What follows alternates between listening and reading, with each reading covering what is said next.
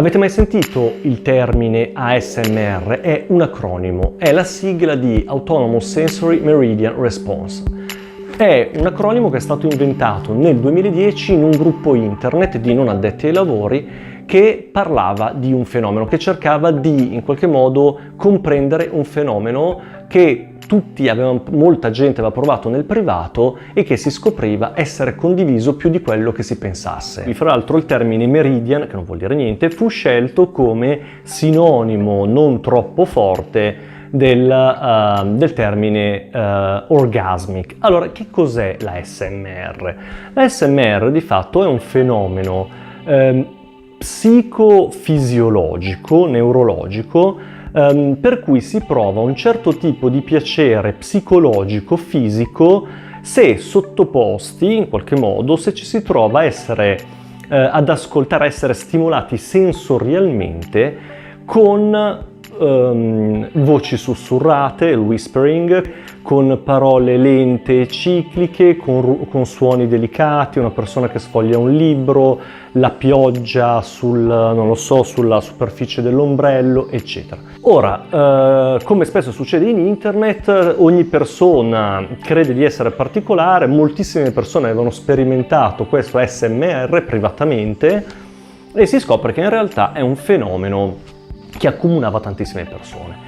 Internet recepisce questa cosa e ne fa, come dire, un fenomeno YouTube, un fenomeno virale. Se andate su YouTube scoprirete che ci sono un sacco di video ASMR dove si vedono persone, per lo più donne, che sussurrano ai microfoni particolarmente sensibili e simulano visite mediche, visite oculistiche, momenti di massaggio che però più che altro sono un massaggio di tipo vocale, o simulano suoni su oggetti, li grattano, eccetera. Hanno anche fatto un oggetto, come dire, stereofonico che ha all'estremità delle orecchie di silicone che vengono massaggiate. Se voi sentite questi suoni con delle cuffie sembra quasi che vi massaggino le orecchie. Perché l'ASMR è successo e che cosa c'è di psicologico nell'ASMR? Allora, quello che io ho subito notato, e siamo in un ambito comunque ancora di ipotesi, perché è un fenomeno abbastanza nuovo, sembra bizzarro, ma in realtà poi non lo è neanche troppo. Ho notato come ipnoterapeuta è che l'ASMR, come l'induzione ipnotica, utilizza toni di voce bassi, loop vocali o sonori, rallentamento vocale e fondamentalmente sposta la concentrazione dell'ascoltatore dall'esterno verso l'interno. Questo porta la persona a uno stato modificato di coscienza che è noto, come dire, essere abbinato alle onde θ cerebrali, che è uno stato modificato di coscienza tipico del, come dire, training autogeno, del rilassamento, ma anche della meditazione. La caratteristica dell'ASMR rispetto a un training autogeno o un'induzione ipnotica è che è leggermente più connotato da fattori erotizzanti e sessuali. Tuttavia, come ho visto nei filmati su YouTube, se la persona che produce ASMR, se la donna stessa che produce ASMR eccede nella sessualizzazione del proprio stimolo vocale e sonoro, non incontra troppo l'apprezzamento degli utenti.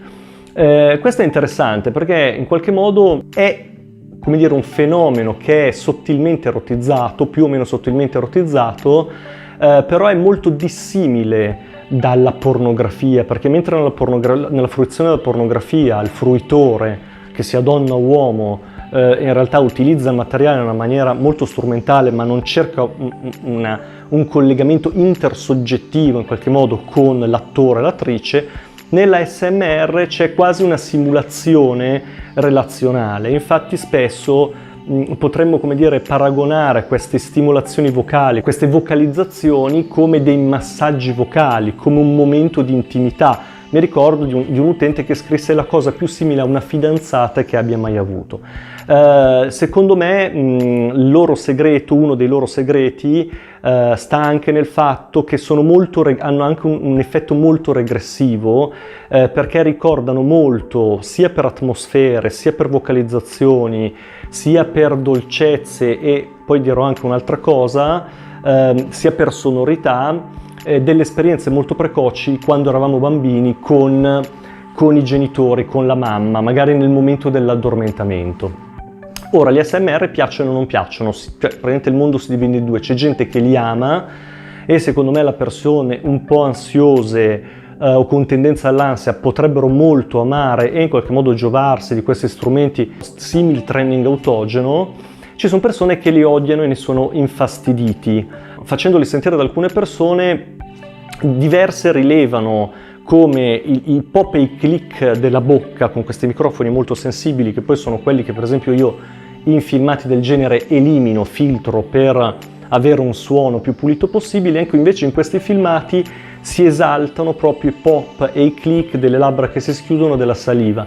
A molte persone questa cosa dà fastidio, sentire queste sonorità della saliva, delle labbra, eccetera, ad altre invece piace, il che ricordando forse anche i suoni dei genitali, motivo per cui viene anche erotizzata maggiormente questa cosa. Tutto qua per ora, è un fenomeno che trovo comunque interessante, sicuramente vale la pena seguirlo, è una forma di, come dire, non lo so, hard 4.0, dove la persona erotizza un qualcosa, però in una forma dove c'è una ricerca maggiore di relazione con l'umano rispetto all'hard vecchio stampo, e credo che sia un fenomeno che potrebbe dirci altre cose, sicuramente va studiato. Per ora è tutto, vi saluto e al prossimo video.